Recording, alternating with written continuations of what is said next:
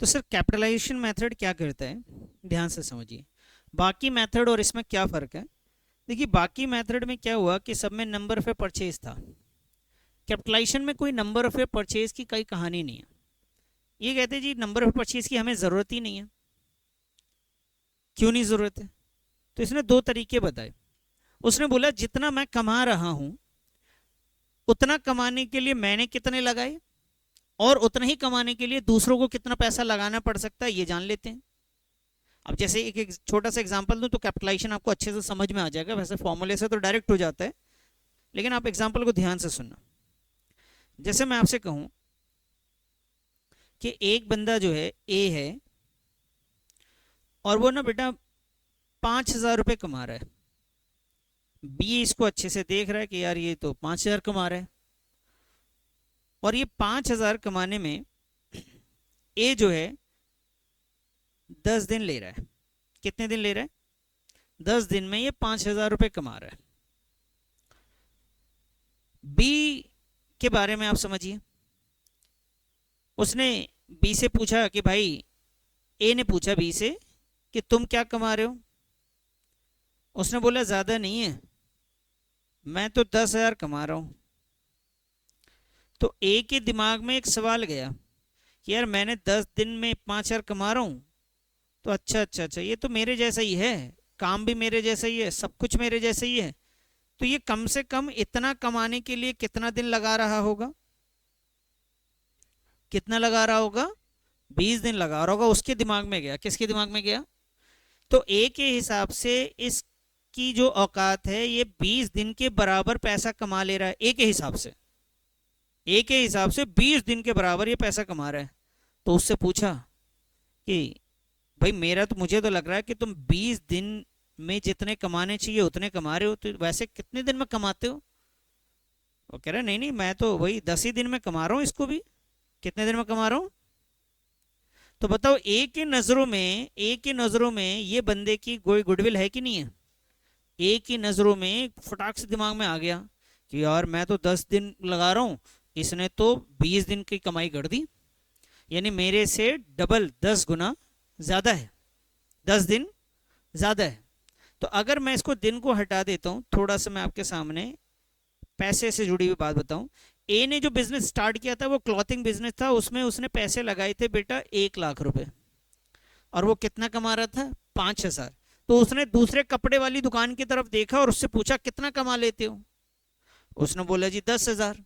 तो ए के मन में क्या आएगा? ए के मन में आएगा मुझे भी 10,000 कमाने के लिए कितना पैसा लगाना पड़ेगा, मुझे तो 1,00,000 लगाना पड़ेगा। नहीं, वो सोचेगा 2,00,000 मैं लगाऊंगा तब 10,000 आएगा। वापस से आओ बेटा, ये जो है अपना 1,00,000 रुपए लगा के कितना कमा रहा है?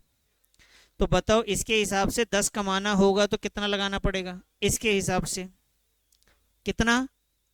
तो इस कंपनी को देख के क्या बोलेगा, इसने कितना लगा रखा होगा बिजनेस में पैसा?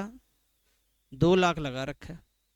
तो इसके लिए, ए के लिए बी की वैल्यू हो गई, वैल्यू ऑफ फर्म। पूरे कंपनी ने कितना पैसा लगा रखा है, उसके हिसाब से कितना लगा हुआ है?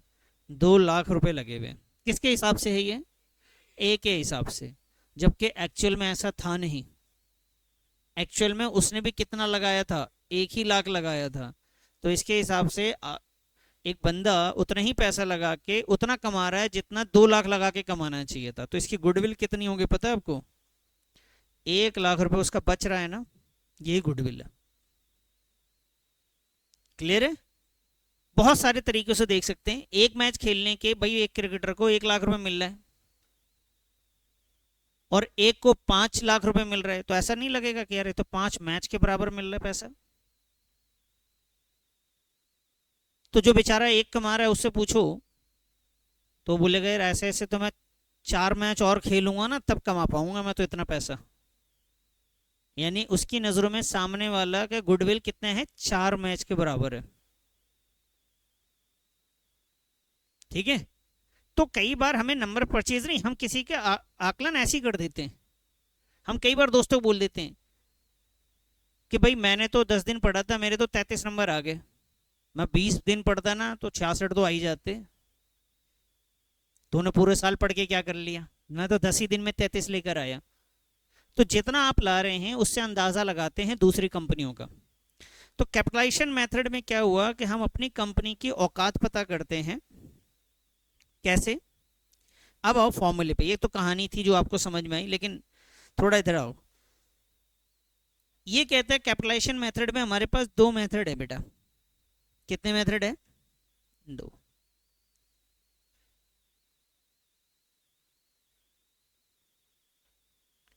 कैपिटलाइजेशन ऑफ एवरेज प्रॉफिट, और एक मेथड है बेटा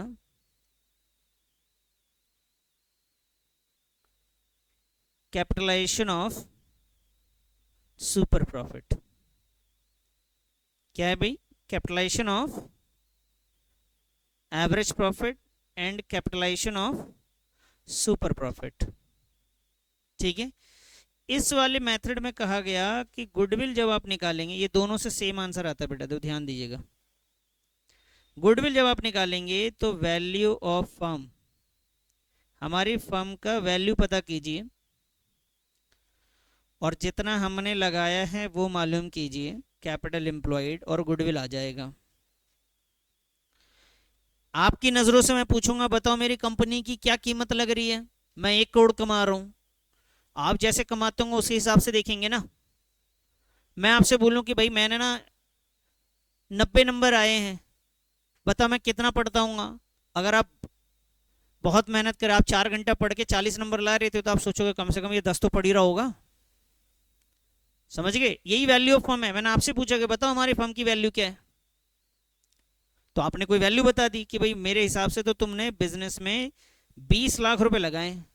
तो मैं हंसा और बोला अरे नहीं यार, मैंने तो सिर्फ कितने लगाए? तो इसका मतलब मेरा 4 लाख रुपए का गुडविल है अभी मार्केट में। लोग सोच रहे मेरे बारे में ज्यादा, उतनी औकात नहीं जितना सोच रहे हैं। जितना मैंने लगाया नहीं उससे ज्यादा वो सोच रहे हैं, तो बढ़िया है यार ये तो वैल्यू ऑफ फर्म माइनस का कैपिटल एम्प्लॉयड। तो कैसे पता करते हैं अपनी कंपनी की औकात?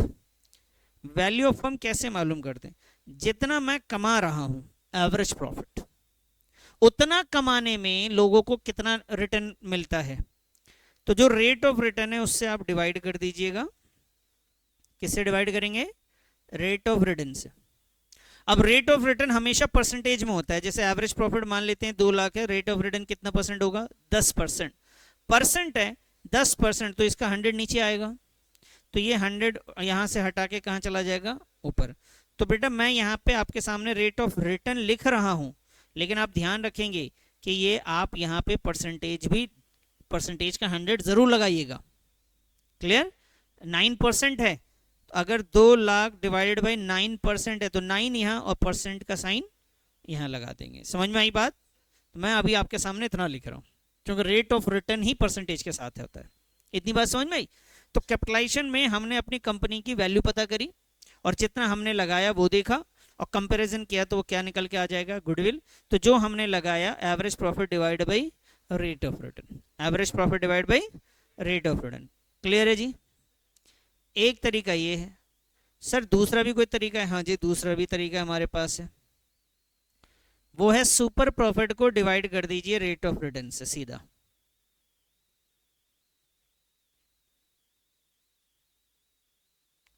सुपर प्रॉफिट को डिवाइड कर दीजिए रेट ऑफ रिटर्न से, उससे भी हमारा गुडविल आ जाएगा। क्लियर? तो यहां तक आ गए हो तो इसका मतलब ये जरूर है कि भाई आपको एवरेज प्रॉफिट निकालना आता है, आपको कैपिटल एम्प्लॉयड पता है, आपको सुपर प्रॉफिट पता है। क्योंकि कैपिटलाइजेशन मेथड तक हम पहुंचते तभी हैं जब हमारा simple average, average, super profit सब हो चुका है। तो फटाफट इसको निकालिए, इसके ऊपर हम क्वेश्चन बना लेते हैं। नोट कर लीजिए इसको। नोट कर लिया बेटा? अब जो भी क्वेश्चन आप करेंगे दोनों से सेम आंसर आएगा। दूसरी बात आपको ख्याल रखना है कि कैपिटलाइजेशन मेथड वहीं यूज होता है जहां पे नंबर फॉर परचेज गिवन नहीं होता। लिखो लिखो। अब देखिए जी, मैं आपको क्वेश्चन दिखाऊं। ये रहा जी हमारे सामने। From the following information calculate the value of the goodwill by applying capitalisation. उसने नहीं बताया कौन सा मेथड लगाना है, हम दोनों से करके देखेंगे। लेकिन किसी भी मेथड को यूज करने से पहले आपके दिमाग में उसके फॉर्मूले पता होने चाहिए। गुडविल कैसे निकलेगा? वैल्यू ऑफ फर्म माइनस, पहले वैल्यू ऑफ फर्म कैसे निकलेगा सर? Average upon, clear. तो चलिए ढूंढते हैं कि ये सारी चीजें गिवन है कि नहीं, क्योंकि क्वेश्चन में ये भी देना दिया हुआ होना चाहिए था, ये भी गिवन होना चाहिए, और ये भी गिवन होना चाहिए, सिर्फ यही तो निकालना है मुझे। आइए सर एक क्वेश्चन कर लेते हैं फटाफट। 24 में देखो क्या गिवन है बेटा, ये कैपिटल है गिवन, ठीक है सर। तो ये तो कैपिटल अगर गिवन है तो हमारा इसका तो काम हो गया कैपिटल एम्प्लॉयड का। अब बताइए क्या गिवन है आगे? नॉर्मल रेट ऑफ रिटर्न और प्रॉफिट, तो ये एवरेज प्रॉफिट हो गया और नॉर्मल रेट ऑफ रिटर्न है। तो एवरेज प्रॉफिट और नॉर्मल रेट ऑफ रिटर्न से आप क्या निकाल लेंगे? चलिए निकालिए तो जरा। क्वेश्चन नंबर कौन सा है बेटा? पहले हम लिखेंगे value of firm, value of firm, इसे कैपिटलाइज्ड वैल्यू ऑफ फर्म भी कहते हैं कई बार। Average profit divide by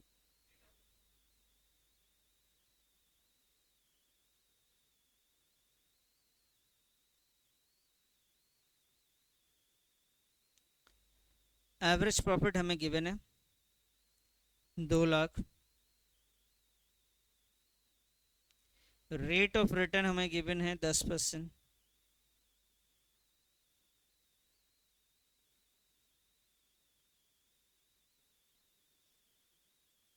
value of firm हमारी कंपनी की क्या औकात लगाई, हमारे प्रॉफिट को देखकर। जो लोग 10% कमाते हैं ना, वो उसने हमारे प्रॉफिट को देखा और बोला अरे भाई तुम तो यार 20 लाख रुपए लगा के बैठे होगे, फिर तो अगर 2 लाख कमा रहे हो तो हमारे हिसाब से तो कंपनी कितने में लगी हुई है, उसमें 20 लाख की कंपनी है आपकी तो। अब हम उसको सरप्राइज करते हैं, हमने कितना लगा रखा है भाई? सिर्फ 16 लाख। हमारा कैपिटल एम्प्लॉयड जो है वो बेटा है 16 लाख। अच्छा सर, अब निकालेंगे हम गुडविल, तो माइनस करेंगे सर वैल्यू ऑफ फर्म को किससे? कैपिटल एम्प्लॉयड से। तो वैल्यू ऑफ फर्म कितना है सर? और कैपिटल एम्प्लॉयड, तो ये आ गया जी हमारा 4 लाख। बधाई, समझ में आया? तो यहाँ पे एक बात का ध्यान रखना, जब भी आप गुडविल लिखेंगे तो यहाँ लिखना पड़ेगा by goodwill by capitalisation of average profit. तो ये क्लियर होगा कि कौन से मेथड से आपने किया, by capitalisation of average profit.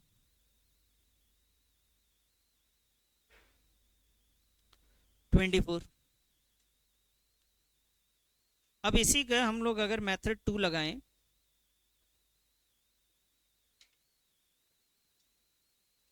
Method 2, उसमें हमारे पास सबसे पहले हमें क्या चाहिए बेटा? देखो तो हमें चाहिए सुपर। सुपर का फॉर्मूला पता है आपको क्या होता है? एवरेज माइनस का नॉर्मल। तो बेटा हमें नॉर्मल प्रॉफिट तो निकालना पड़ेगा। चलो निकालो तो ज़रा बेटा। Normal profit is equal to का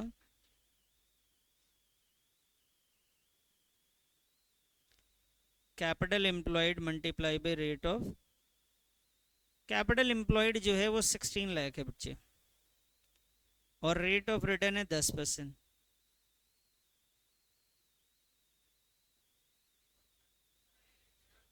हाँ बच्चे, हाँ इसलिए तो दोनों मेथड से करवा रहा हूँ मैं आपको। नॉर्मल हो गया जी, हाँ आ जाती से। तो एवरेज प्रॉफिट हमारे पास कितना गिवन है बेटा? 2 लाख, और ये 1,60,000 है।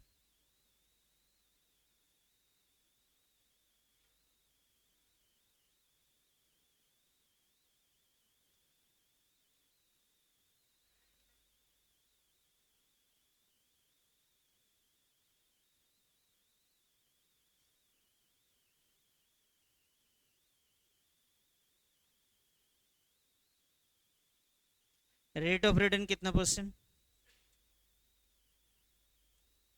कितना हो गया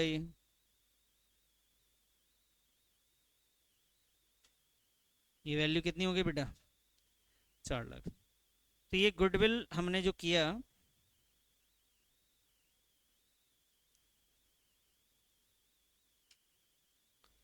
goodwill by capitalisation of super profit. बताइए सर, समझ में आई बात यहाँ तक? ये दोनों मेथड से मैंने आपको क्वेश्चंस करा दिया सर आपको। चलिए जी, बस आज के लिए इतना ही।